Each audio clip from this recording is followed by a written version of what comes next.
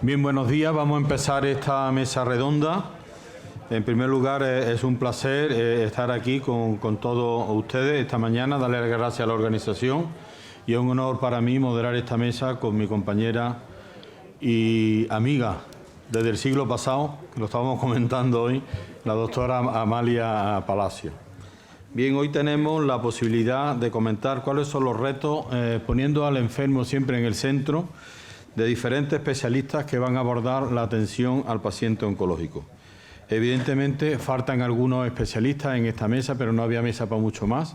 Y entonces, pues tenemos con nosotros al doctor Antonio Rueda, presidente de la SAON, a la doctora Ana Serradilla, presidenta de la Sociedad Andaluza de Cancerología, la doctora Ana Cabrerizo, de Semergen, la doctora María Pacheco, de Sanfic, el doctor Rafael Castro, de SENG, y el doctor Luis Vicioso, presidente de la Asociación Territorial de Anatomía Patológica en Andalucía, Ceuta y Melilla. Entonces, la idea, comentar primero, yo creo que el enfoque que tenemos de diferentes puntos de vista, teniendo, repito, al paciente en el centro, es comentaros desde vuestro punto de vista, y vamos participando conforme están en el programa, cuáles son los nuevos retos en la asistencia al enfermo oncológico desde vuestro diferente punto de vista. Empezamos, por favor, con el doctor Antonio Rueda. Antonio, cuando quiera.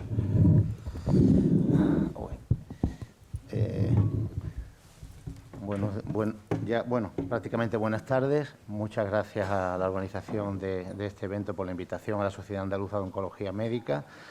Y yo quería señalar que todas las líneas de acción que figuran en la estrategia del cáncer pues son retos antiguos y a la vez nuevos para los oncólogos médicos y para todos los profesionales que nos dedicamos al tratamiento del cáncer. Quiero señalar tres de ellos, que no voy a extenderme, pero que sí son fundamentales. La investigación de la que ya se ha hablado aquí esta mañana, la humanización de la asistencia, que creo que es muy importante que se aborde con un plan integral, y la continuidad asistencial interniveles, que creo que está muy en pañales todavía. Y desde el punto de vista de la oncología médica hay dos retos que para nosotros también son retos antiguos, pero también son nuevos, que son muy importantes y los que queremos trabajar especialmente. Creo que necesitamos una estrategia de introducción de la innovación, tanto diagnóstica como terapéutica, en el caso de la oncología médica, que sea más ágil y rápida que la que disponemos actualmente, que la innovación llegue antes a los pacientes, llegue mejor, con el compromiso por parte de los profesionales que lo hagamos de forma eficiente y sostenible, y al mismo tiempo que sea una estrategia que mantenga la equidad de toda la población andaluza y de todos los territorios.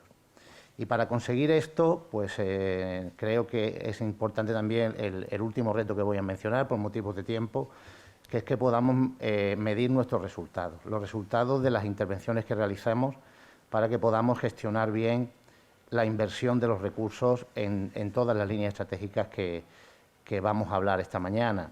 Y esta evaluación de resultados tiene que estar centrada en la evaluación de los resultados, no del proceso, sino del resultado. Tenemos que medir supervivencia, tenemos que medir calidad de vida y tenemos que medir satisfacción del usuario. Y creo que, pues que hay que implementar nuevas estrategias de información, nuevas formas de realizar la historia clínica para que esta medición pueda ser más sencilla y la podamos llevar a cabo en un futuro próximo. De momento, nada. Bien, muchas gracias. Le paso la palabra a la doctora Ana Serradilla. Hola, buenos días. Bueno, en primer lugar, pues la verdad es que es un placer estar aquí hoy con vosotros.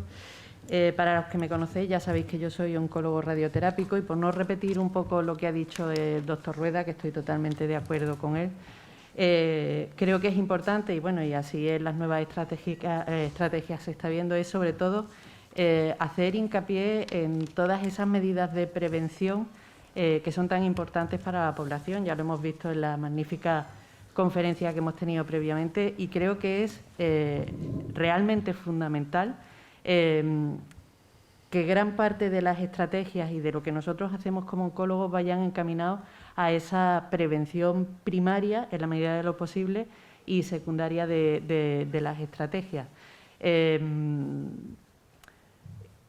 Creo que por lo demás, bueno, pues como digo, estoy totalmente de acuerdo con el doctor Rueda y no voy a hacer más hincapié por no repetirnos. Bien, muchas gracias. Ana, paso la palabra a la doctora Ana Cabrerizo, médico de familia. Buenos días. Buenos días. Bueno, yo en primer lugar quería agradecer a los organizadores que hayan contado pues, con la presencia de las 3 sociedades de atención primaria, de medicina de familia, que estamos aquí representados, porque bueno, creo que jugamos un papel muy importante y a veces muy desconocido, ¿no?, en la atención a los pacientes oncológicos. Además, bueno, pues le doy la enhorabuena a todas las personas que han contribuido a hacer la estrategia, la actualización de la estrategia contra el cáncer, porque pienso que es el mejor momento. Este último año y medio ha tenido un impacto bastante grande, por decirlo así de forma suave. Lo veremos en los próximos años, pero especialmente en los pacientes con cáncer creo que han sido uno de los grandes damnificados, tanto los que ya estaban diagnosticados como los que no. Y bueno, me parece que llega en un momento muy oportuno. En cuanto a los retos que nos proponía Enrique, ¿no?, que pensáramos cuáles eran los retos en nuestra especialidad. Bueno, yo creo que la incorporación de las nuevas tecnologías es uno de los grandes retos para la atención primaria, tanto para la búsqueda activa de pacientes que se tengan que someter a cribado, eso creo que es una de las asignaturas pendientes, como luego en el manejo también en la asistencia, en la continuidad asistencial del paciente. Por ejemplo, yo echo mucho de menos tener acceso directamente desde nuestros programas a guías y a protocolos consensuados que nos informen, por ejemplo, de los nuevos tratamientos, que son unos grandes desconocidos para muchos de los médicos de atención primaria. Tenemos un arsenal de tratamientos ahora distintos de los habituales, de los que no conocemos bien ni las interacciones, ni los efectos secundarios, la toxicidad. Eso genera urgencia y la urgencia normalmente la atendemos los médicos de familia. Entonces, todo eso deberíamos de incorporarlo a nuestros programas informáticos, a aplicaciones, a las nuevas tecnologías. Por otra parte, creo que necesitamos también, otro de nuestros retos es la formación en todos estos arsenales nuevos de tratamiento y también la formación, pues, por ejemplo, en los largos supervivientes, en el seguimiento de ese tipo de pacientes que cada vez, por suerte, son más habituales y mucho más, por ejemplo, en el cáncer que ha debutado en edad infantil, ¿no?, o adolescente. Nos encontramos ya personas que tienen muchos años de evolución y que no sabemos muy bien qué hacer con ellos, ¿no? Y luego, por último, y que creo que es lo más importante, tenemos el reto del tiempo, que es nuestro peor enemigo, porque, bueno, supongo que todos sabéis cuál es la situación actual de la atención primaria y por no hacerlo muy dramático os diré que es muy difícil. Si nosotros tenemos que hacer el cribado de los pacientes, si tenemos que hacer la educación sanitaria, si además tenemos que atender al paciente en todo su proceso, y sobre todo, y fundamental, tenemos que atender al paciente en los cambios críticos del paso a la enfermedad avanzada y el paso ya a la situación de últimos días y acompañarlo en esos momentos. Estos pacientes necesitan mucho tiempo, sus familias necesitan mucho tiempo y nosotros en la situación que tenemos ahora mismo no lo tenemos. Lo sacamos de donde podemos, pero bueno, antes en las primeras intervenciones nos decían no dejéis de reclamar siempre recursos para la investigación. Bueno, pues yo también creo que hay que reclamar siempre recursos para la atención primaria. Gracias. Muy bien. Bueno, quizá para que no sea tan monólogo, si dentro del orden que estamos introduciendo los temas, si algún compañero de la mesa quiere debatir algo de algún compañero previo, nos pide la palabra y le damos adelante.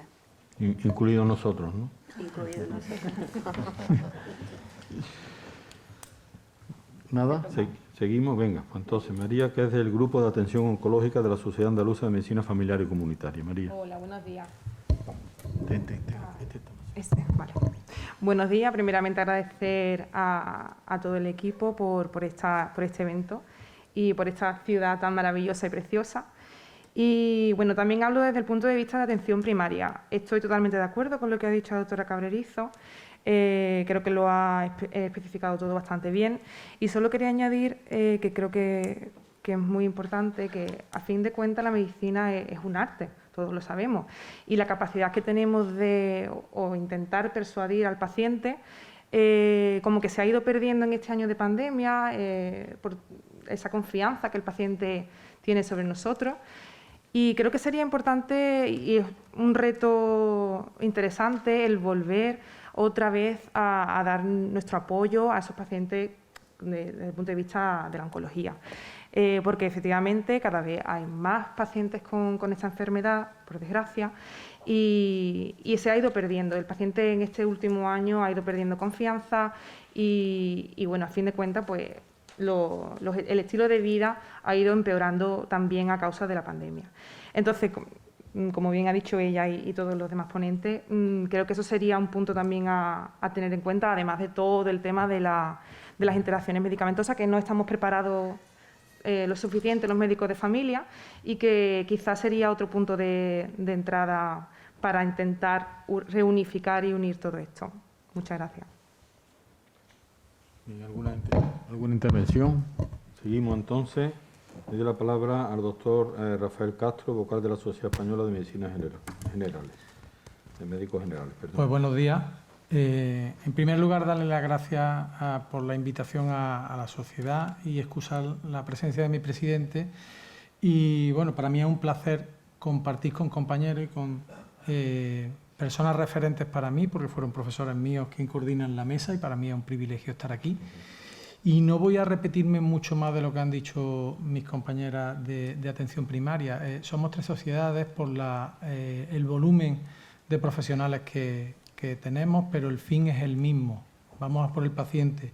Y yo creo que como reto en esta estrategia tenemos fundamentalmente, ya lo decía la doctora Cabrerizo, el gran aumento de pacientes por los largos supervivientes, pero además tenemos una involución de lo que es la pirámide poblacional y que vamos a tener cada vez más crónicos, que se van a relacionar y que van a presentar una estrategia de cronicidad ligada a la oncológica y que nos van a hacer tener que seguir dando paso adelante y estando presentes en las tres patas de la prevención. Atención primaria tiene que colaborar tanto en la prevención primaria, evidentemente, es uno de sus puntos y sus valías, prevención secundaria con la detención, pero tenemos que sumarnos a la prevención terciaria. Y ahí tenemos que participar en varias cosas que podremos debatir ahora, como en el plan de atención primaria que se ha presentado en lo que es la innovación, y tenemos que tener tiempo para ayudar y tenemos la base de datos para la investigación. Por otro lado, tenemos o necesitamos sistemas de información comunes en los que tengamos toda la información sobre los pacientes, es fundamental. Y en tercer lugar, yo creo que debemos de tener una conexión del hospital con atención primaria. Yo no sé si podemos debatir ahora, si de consulta con los compañeros en las estrategias de teleconsulta, porque es verdad, como decían mis compañeras anteriormente, que a la rapidez y al volumen que va la investigación sobre el cáncer, la presentación de nuevas terapias, llega el momento en el que no tenemos respuestas para los pacientes. El paciente lo tenemos todos los días en la consulta y necesitamos respuestas inmediatas que darle y saber cómo acometer ciertos ajustes de dosis, ciertas complicaciones que pueda tener el paciente que pueden ser desconocidos para nosotros. Bien, muchas gracias, Rafael. Pues le doy la palabra al doctor Vicioso, de Anatomía Patológica, cuando quiera. Buenos días. Buenos días. Primeramente, agradecer a la organización de esta reunión el haber contado con la Sociedad Española de Anatomía Patológica para poder exponer desde nuestro punto de vista cuáles son los retos principales. Hombre, realmente todos sabemos que los patólogos no estamos en contacto directo casi nunca con los pacientes, luego nuestra labor es otra, pero creemos que es una labor también de una relevancia bastante importante, puesto que al fin y al cabo, digamos, se puede decir que el cáncer no existe hasta que no se diagnostique. Y ese es nuestro gran reto.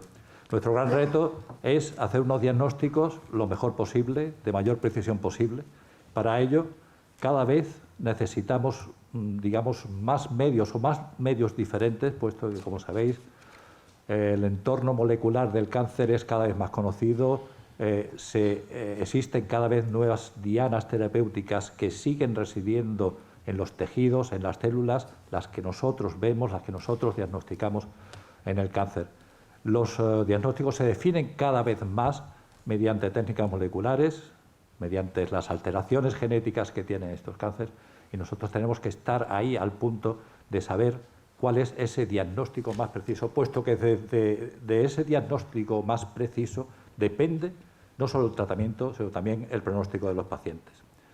Por tanto, uno de nuestros retos es saber organizar estos laboratorios centralizados donde se pueda realizar unas técnicas de biología molecular adecuadas, saber establecer protocolos de la utilización de esas técnicas moleculares, establecer también, por tanto, el control de calidad de esas técnicas moleculares, de manera que sepamos al final integrar lo que nos dice la clínica, lo que nos dice la radiología, lo que nos dice el propio tejido, junto con los datos moleculares de ese cáncer, como digo, son cada vez más importantes para este diagnóstico de precisión. Ahora mismo, realmente, muchas veces dependemos o bien de fundaciones de investigación o bien incluso de casas comerciales para acceder a una tecnología de biología molecular que muchas veces no tenemos a manos. Y esto tendría que ir pasando cada vez más a manos de las administraciones públicas, como digo, de una manera bien organizada. Dentro de estas tecnologías, no querría olvidar, y están dentro del plan estratégico del cáncer de Andalucía, la biopsia líquida, cuyos resultados siempre se deben basar en ese diagnóstico de precisión que se ha hecho previamente en el cáncer. También hay que meter dentro de este campo los paneles génicos que nos van a dar una información adicional para el tratamiento del cáncer.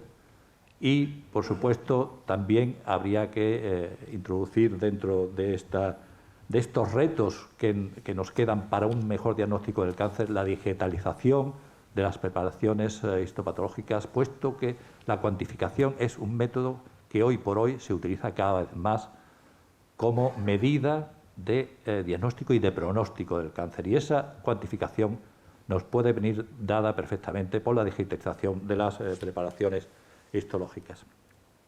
En resumen, creo que este es el gran reto que tenemos los patólogos, es decir, un buen diagnóstico del que va a depender posteriormente el tratamiento y el cuidado que darán todos nuestros compañeros médicos a los pacientes con cáncer.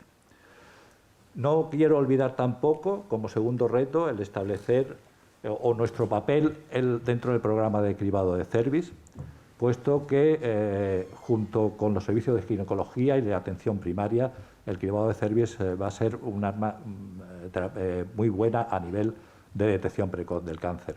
Y a nosotros nos toca la parte de ese diagnóstico de las lesiones cancerosas o precancerosas del cáncer de Cervis, que probablemente se organicen en laboratorios centralizados, y de nosotros también un poco depende de esa buena organización y esa buena comunicación con la toma de muestra y con la distribución de los resultados. Así pues, yo creo que esos son dos grandes retos que tenemos, un diagnóstico de precisión y nuestro papel dentro del cribado de Cervis como detección precoz del cáncer. Bien, muchas gracias. Bueno, vamos ahí. ¿Le resume? Sí. Buenos días. Yo voy a intentar hacer un resumen de lo que han comentado mis compañeros que consideran los retos actuales en cáncer y, por supuesto, les pido colaboración si he olvidado algo.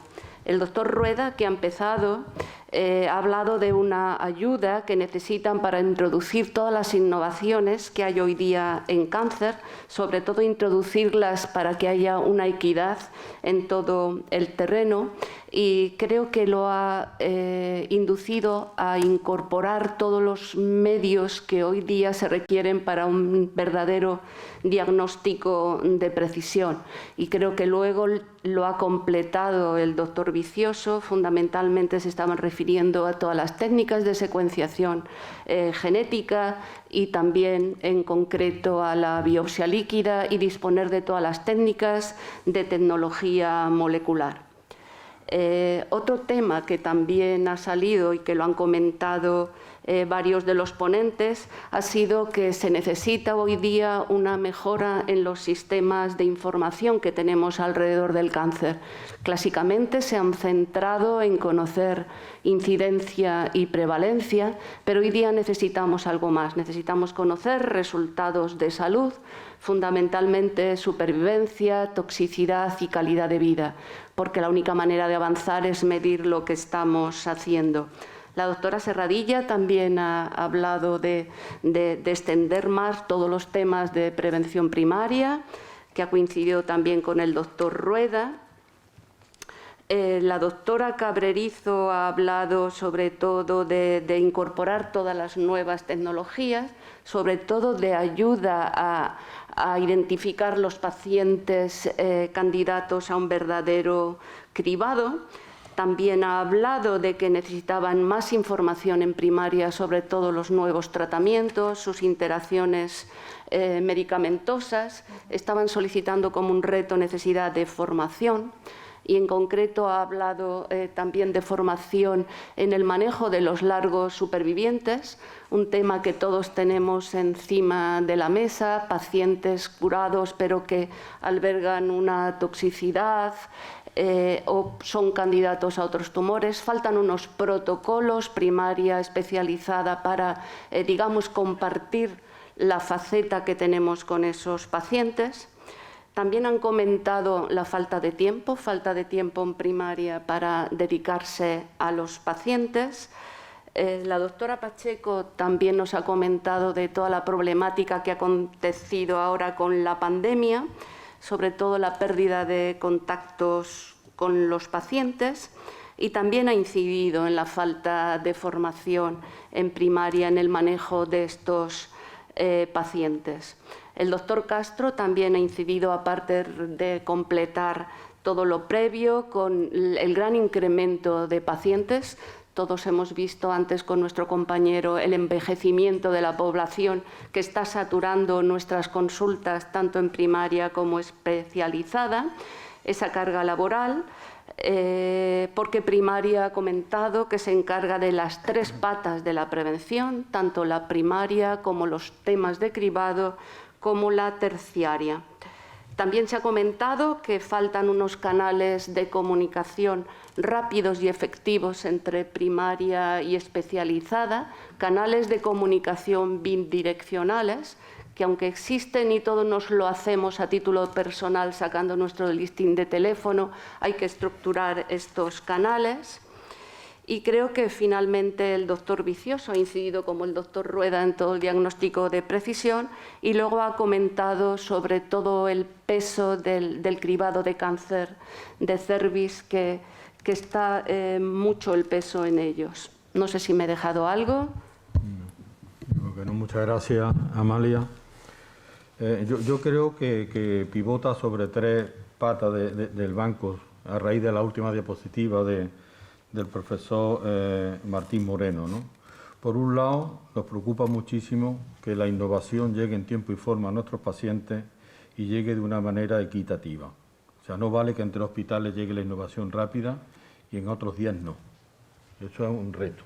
Eso no se puede consentir en nuestra comunidad ni en ningún sitio, vamos. Luego, en primaria, a mí me preocupa la accesibilidad de la información de un sitio a otro. Porque si no hay una facilidad clara y unos canales de comunicación diáfanos, quien pierde, aparte de nosotros, obviamente, es sobre todo el paciente. Entonces yo creo que en esa última diapositiva hay que hacer un plan, hay que presupuestarlo, hay que tener recursos y tener en cuenta que ahora mismo, ya y lo que viene, el cáncer va a ser lo más importante de lo que hagamos en nuestra sanidad pública, evidentemente, que es lo que estamos tratando aquí. Entonces, uno de los retos más importantes es que esa formación, esos canales de comunicación y la evaluación de los resultados de salud que tenemos que tener en cada momento. Luego no hemos hablado, en ese resumen, salió momentáneamente el tema de la humanización. El tema de la humanización no se ha comentado, o se ha comentado muy de pasada, y la ha dicho un poquito, la COVID ha venido todavía a deshumanizar más, si cabe, todo el tratamiento y la asistencia que han recibido nuestros pacientes. El falta de tiempo nuestro, la espera de los enfermos, todo eso deshumaniza la medicina. Y deshumaniza fundamentalmente la asistencia que percibe el enfermo, porque no es lo que nosotros hagamos. ¿Cómo nosotros vamos a procurar que perciba la calidad de la asistencia que creemos que le estamos dando? A veces se la damos y otras veces no tanto. Llevamos años peleando por una humanización dentro de los hospitales. Yo le dije a alguno de vosotros, me dijo, ¿por qué no hablamos del tema de los paliativos? Del tema de que, porque tiene un programa específico dentro del SASTRE, el tema de paliativos, pero podíamos hablar mucho del tema de la situación en la que están los paliativos. Es un reto para nosotros, por ejemplo, que muera un enfermo dignamente en una cama, en una habitación. No sé si queréis añadir algo de lo que he comentado, yo lo agradecería. Bueno, yo sí que añadiría que la mayoría de pacientes paliativos mueren en sus casas atendidos por atención primaria. Claro, los recursos avanzados de cuidados paliativos están para los casos difíciles, pero el resto de pacientes son pacientes a los que tenemos que atender nosotros. Además, yo creo que de las situaciones casi más duras, pero más bonitas a la vez, que podemos hacer en medicina de familia. Eso requiere una formación extraordinaria y requiere, pues eso, el tiempo del que yo hablaba. Los cuidados paliativos en este último año y medio han sufrido una situación terrible, porque es que no tenían acceso ni siquiera telefónico los pacientes para poder hablar con nosotros, no ya digo al hospital, sino ni siquiera con sus médicos. Entonces ahí yo creo que sí que hay que poner pues toda la carne en el asador, ¿no? Como se dice. Ese es uno de los principales retos, llegar a ese momento y quizás no solo en la atención de la agonía o de los últimos días, sino de la última fase, ¿no? De la situación de enfermedad avanzada, que es cuando los pacientes oncológicos, porque los pacientes con cáncer le tienen muchísimo apego a las unidades de oncología, pero luego llega un momento en que se quedan como en el salto al vacío, que es cuando pasan a paliativos. Y a veces quedan ahí como un poco en terreno de nadie termina de coger ese testigo al 100%.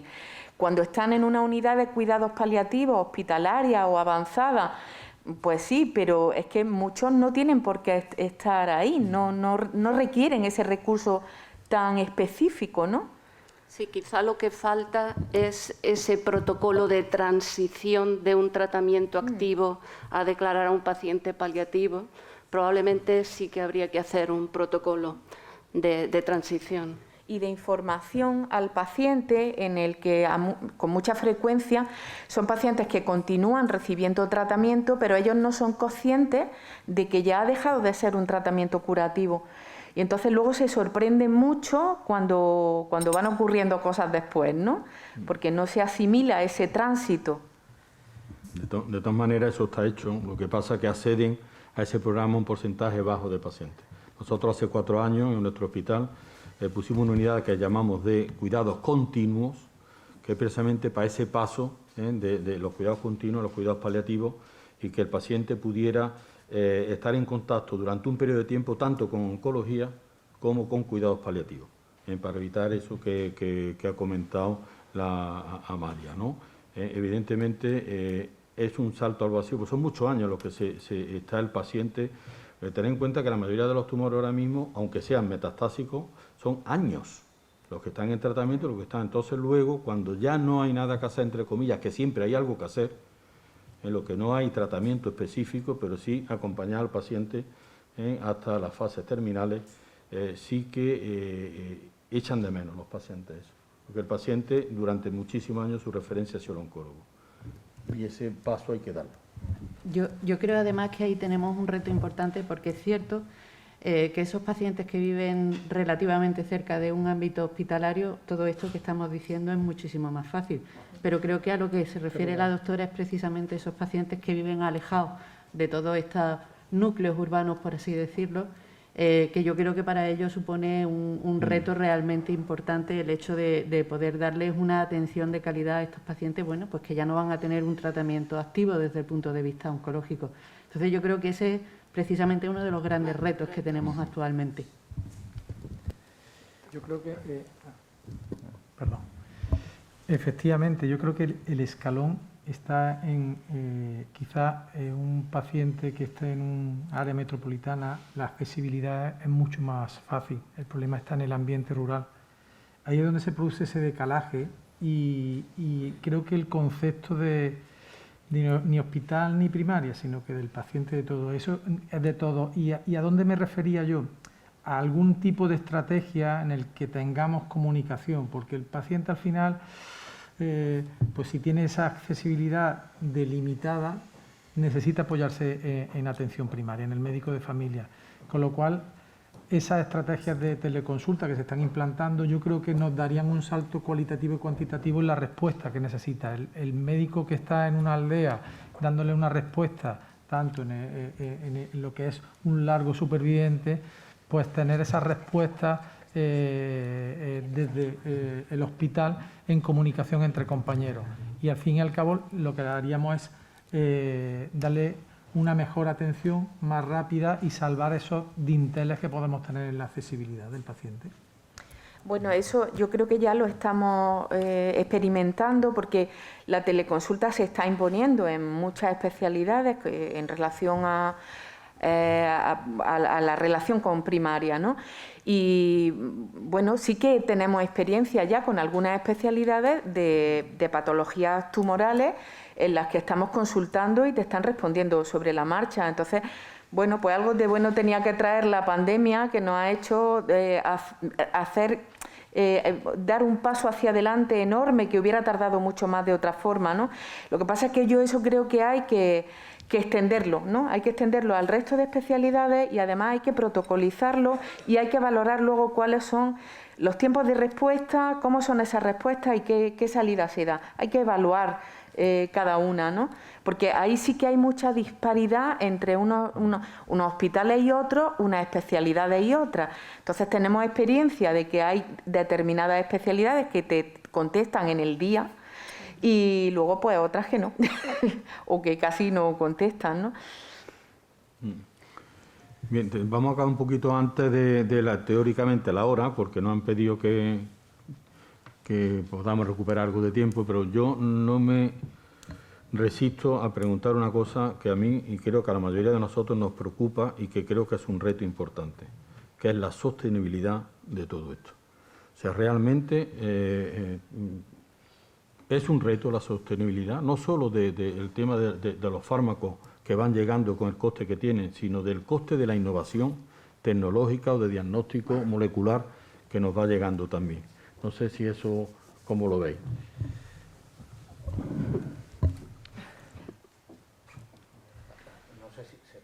La verdad es que la inversión que se requiere pues no solamente debe estar centrada en innovación, que quizás sea lo más importante y lo más costoso, porque es un gasto continuo, pero yo creo que también necesitamos una inversión importante en la actualización de las estructuras físicas que tenemos ahora mismo en la unidad de atención a los pacientes oncológicos, a nivel hospitalario sin ninguna duda y seguro que en medicina primaria también. Es decir, queremos humanizar la atención. Si no disponemos de espacios físicos dignos para poder atender a las personas adecuadamente, no vamos a conseguirlo. Es cierto que podemos hacer mucho nosotros mismos, a pesar de la falta de tiempo que podamos tener, pero seguro que podemos hacerlo mejor para hacer una atención más humanizada. Pero si no tenemos espacios físicos adecuados, dignos, consultas mínimamente, vamos a llamar cómodas, por decirlo de alguna manera, o no sé, confortables para realizar. Zonas donde reunirnos tranquilamente con una familia. Psico-oncología, que no hay psico-oncología. Y la que hay depende de ONGs, no depende de nuestro sistema sanitario. Aparte de todo esto, creo que la innovación solamente puede ser sostenible de la mano de una imaginativa estrategia de riesgo compartido con la industria farmacéutica, como por ejemplo acaba de pasar con la indicación de inmunoterapia en pacientes con carcinoma microcítico de pulmón, enfermedad extendida, que creo que es un buen camino para sostener el sistema, y también empujando sobre todo la introducción en el sistema de las estrategias que aporten más beneficio clínico, que son las que nos tenemos que pelear, principalmente las que tenemos que luchar, y otras estrategias que aportan beneficios clínicos muy limitados, pues habrá que establecer unos criterios más restrictivos para su acceso. Pero insisto, la sostenibilidad viene de la mano de unos buenos acuerdos de riesgo compartido en los cuales nuestro sistema corra con el gasto de las terapias que de verdad funcionan y la industria farmacéutica corra con el gasto de la terapia cuando la terapia no funciona. Creo que es el único camino de sostener esto y evidentemente la investigación. Gracias. Hombre, lo cierto es que me parece que abrí un poco la caja de Pandora, porque es un tema que daría, yo creo, para hablar aquí el día entero. Es cierto que necesitamos innovación, pero ya no solamente desde el punto de vista farmacológico, necesitamos innovación en otros muchos aspectos y ámbitos de la oncología, desde el diagnóstico, barriendo un poquito para casa, pues yo soy oncólogo radioterápico, innovación en oncología radioterápica, y la verdad es que es complejo. Quizá parte de, bueno, por llamarlo así, decir, de la solución, entre comillas, es establecer, volviendo a lo más básico, oyéndonos a lo más básico, unas buenas unidades de comités de tumores donde realmente, como muy bien ha dicho el doctor Rueda, se establezca realmente y se vaya a lo que realmente es más útil para el paciente. Yo creo que partiendo de esa base, bueno, pues poquito a poquito podremos seguir avanzando esa sostenibilidad. Bueno, yo añadiría que la sostenibilidad pasa por la prevención, pero fundamentalmente por la prevención primaria y secundaria. Si queremos que esto sea sostenible, tendremos que ir al origen, a lo que él nos contaba, ¿no? ¿Ponemos las vallas o ponemos el hospital traumatológico al final? Tenemos que poner las vallas, y claro, ese es un esfuerzo a largo plazo. Entonces, ahí está el quid de la cuestión, y siempre vamos un poco sin los deberes hechos y hacemos mucho, bueno, que sí, que la innovación, por supuesto, que la innovación y los tratamientos y tal, pero tenemos que atajar la raíz del problema, ¿no? Ay, sí. El doctor Castro, sí. En la línea, yo soy un convencido, y esto es a título personal, pero creo que tenemos la oportunidad de la semilla desde pequeñitos. Es decir, yo sigo y he sido y soy docente, echando de menos en la formación de nuestros jóvenes una asignatura en la cual se trabaje en la prevención primaria. Es fundamental. Si queremos resultados a largo plazo, tenemos que hacerlo desde pequeños. Y no solamente, bueno, en prevención primaria, en otros aspectos, ¿no? Y creo que es algo que nos ayudaría mucho y que haríamos que el recorrido pues se acortara en ese sentido, ¿no? Y que es fundamental. Tenemos que transmitir a la población, y la mejor manera es enseñarlo desde pequeños.